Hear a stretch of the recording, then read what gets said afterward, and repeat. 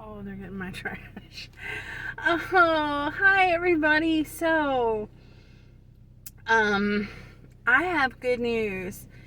If you've been listening to my videos about my lung cancer screening and everything that I went through in the last really like 6 or 8 months about the CT scan and this node that I have in my lung and the PET scan and all the stuff that I've been going through and how I've been dealing with that, and I have news, and it's good news. So here's what's happening.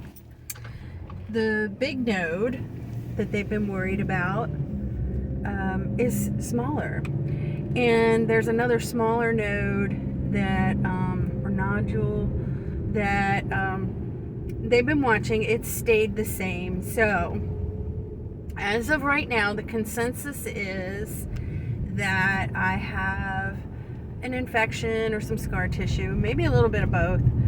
And this is good news. This is really good news. So I have to go back in 6 months and get another CT scan, and they're going to monitor that.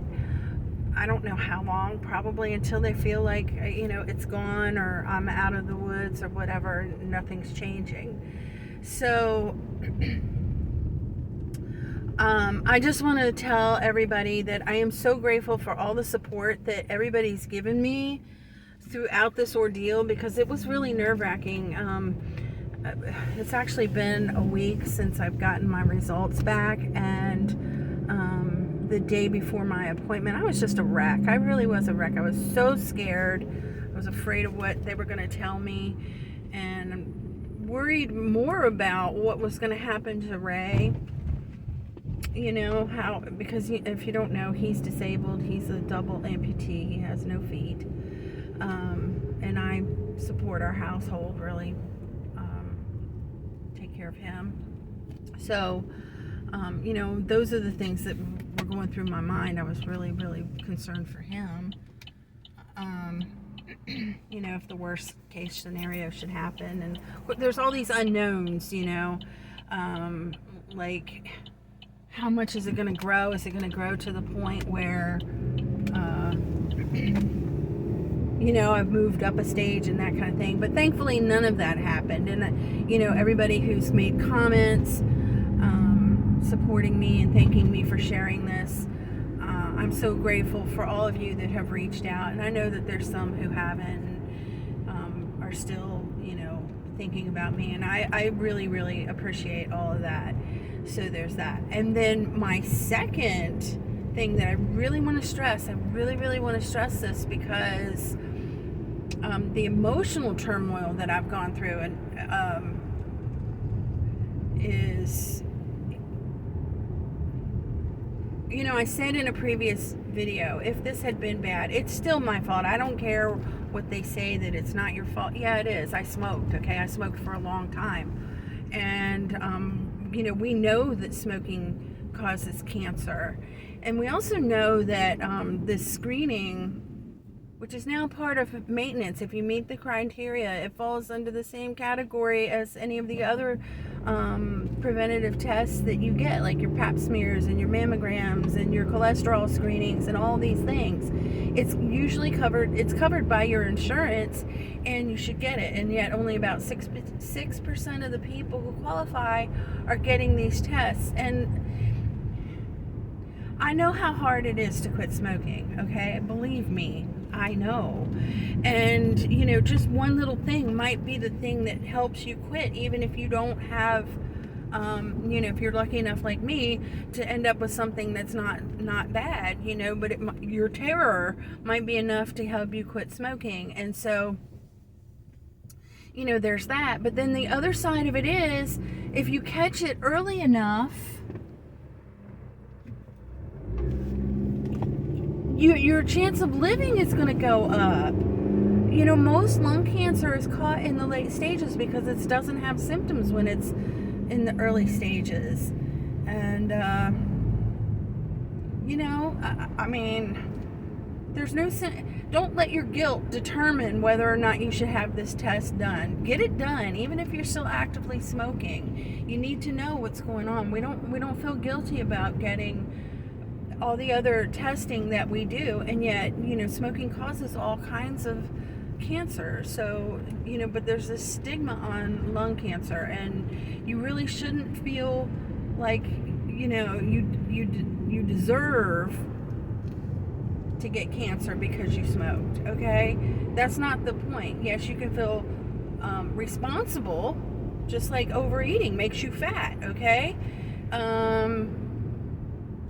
That's your responsibility but you can do something proactive once you have the information on what is going on with your body. And so, I just really want to encourage people to go ahead and get this screening done. I know when I was growing up, you only had to be 16 to buy cigarettes. That's it. So there's a lot of people in my age right now who have smoked for their whole life, and now they're feeling like they just don't deserve to get treated for what they've been doing, and that's not true. That's not true. Your life is, if you're still here and you're watching this video, you're still alive. You have a right to find out what's going on in your body, and you have a right to make decisions based upon the information that you get as a result of those tests. So just don't be afraid. Please don't be afraid. That's what I'm telling you. Don't be afraid. Okay, you're not afraid to go and get your pap smears. Those are things that I relate to, okay? I know guys have their testing too. Don't be afraid to get your cholesterol screening or whatever it is that your doctor recommends that you have done to find out what's going on inside your body. Just don't be afraid, okay? It's going to be okay. And the more you know, the more you can do to counteract whatever, if you feel like you're responsible, then you'll have more information to know how to go forward. It's that simple. Don't feel guilty about it. Well, I said don't feel guilty. Don't be afraid. Just don't be afraid, okay? You can work through your feelings. I work through mine. I feel relief, and I'm very grateful. So that's my little message for today. Thanks again so much. And moving forward, for those who are interested, if you're still listening, I do have a large kidney stone. I'm going to get that removed in about 2 weeks. I can't wait because it is painful. And then next year, I'm going to focus on getting things done that have been neglected as well, but I don't feel are so urgent. Just not things that are part of your health maintenance. Like, I'm going to get my mammogram. I want to get my cholesterol screening and all those kind of things, and really try to get my health back on track. So that's what's going on with me. And as for Ray and what's going on with him, so we're doing the same thing with him. There's not a lot on my channel about him, but yes, he's a double amputee, and for a while there he was not doing well at all, and I was actually kind of scared he wasn't going to make it, but he's here. He's doing a lot better, and we've finally gotten all of his paperwork straightened out and getting him insured properly. And he had a doctor's appointment yesterday, and so we've got a bunch of things that we're trying to get on track for him, and getting his medication adjusted the way it's supposed to be. And he's got an ulcer on his stump, which is making me a little nervous, so he's got prescriptions for that, and we're just going to try to get him better too. So later on today, I have to take him to get some labs done, and we're working on getting healthy again. And